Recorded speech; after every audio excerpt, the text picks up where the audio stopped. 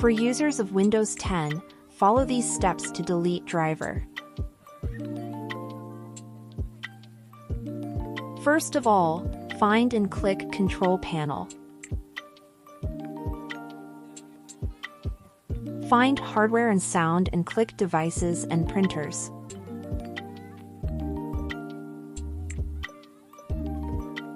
Right-click our printer driver, then click See What's Printing.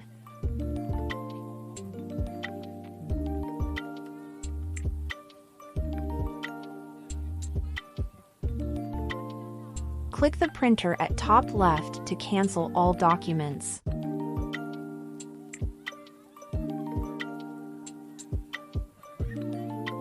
Then right-click the driver and choose Remove Device.